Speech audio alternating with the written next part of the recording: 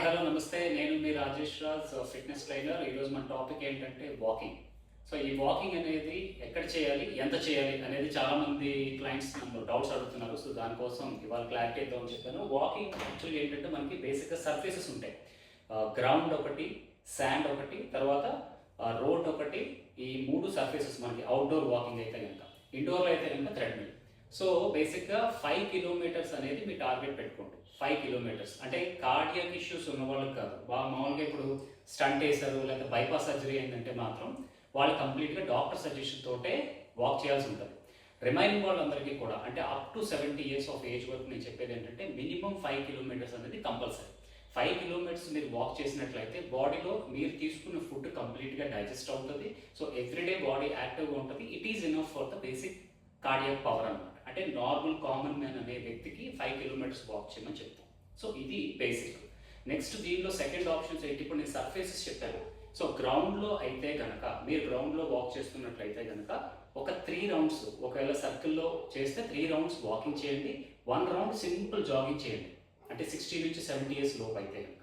లేదు రిమైనింగ్ వాళ్ళు అయితే కొంచెం పెద్ద స్టెప్స్ మినిమం 2 ఫీట్ ఉండేలాగా జాగ్ చేయండి. ఇది గ్రౌండ్ వర్కౌట్.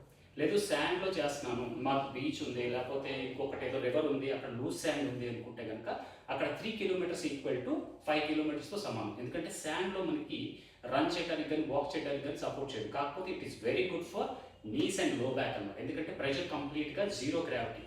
మనకి ఏంటంటే శాండ్ మీద ఉంటుంది తప్పితే మనకి బాడీ రిఫ్లెక్ట్ అవ్వదు. మీరు వేస్తున్న ప్రతి స్టెప్ కూడా రిఫ్లెక్షన్ ఉండదు. ఎందుకంటే శాండ్ వలన ఆ రిఫ్లెక్షన్ ఉండదు. కాబట్టి అక్కడ you can do happily 3 kilometres of walk and 1 kilometre of zag.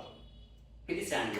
లేదు నాకు ఆప్షన్ లేదు, రోడ్డు ఒకటే ఉంది, రోడ్డు మీదే చేస్తున్నానంటే కనుక సో రోడ్డు మీద అయితే కనుక my humble request and suggestion ఏంటంటే go for only 2 kilometres of walk and road మీద కాబట్టి 0.5 ఒక హాఫ్ కిలోమీటర్ జాగ్లో చేయండి. ఎందుకంటే మీరు రోడ్డు మీద వేసే ప్రతి స్టెప్ కూడా మళ్ళీ రిఫ్లెక్ట్ అవుతుంది. సో అంటే రియాక్షన్ వస్తుంది అనమాట. ఎందుకంటే హార్డ్ సర్ఫేస్ కాబట్టి రిఫ్లెక్ట్ అవుతుంది. దానివల్ల మళ్ళీ మీకు నీసు లో బ్యాక్ పెయిన్ వచ్చే ఛాన్సెస్ ఉన్నాయి. కాబట్టి సో లిమిటేషన్ పెట్టుకొని చేయండి రోడ్డు మీద అయితే కనుక.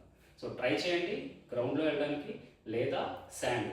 ఇంకా లేదు నాకు క్యాపబిలిటీ ఉంది, లేకపోతే నేను జిమ్కి వెళ్తాను థ్రెడ్మిల్ అంటే కనుక సో దిస్ ఇస్ హ్యాపీయెస్ట్. ఎందుకంటే దీంట్లో మీకు కావాల్సిన సర్ఫేస్ ఫ్లాట్ ఉంటుంది. సో దీనికి లేయర్స్ ఉంటాయి, క్వశ్చనింగ్ లేయర్స్ ప్లస్ యాక్షన్ ఉంటుంది. కాబట్టి దీని మీద జీరో గ్రావిటీ, దీని మీద కూడా మీకు ఏమి ఇంజురీ అవ్వదు. సో ఇక్కడ you can do like half of the moment అంటే 2.5 km వాకింగ్, 2.5 km జాగింగ్ చేసుకుంటే it's more than enough for a basic cardiac power. Thank you.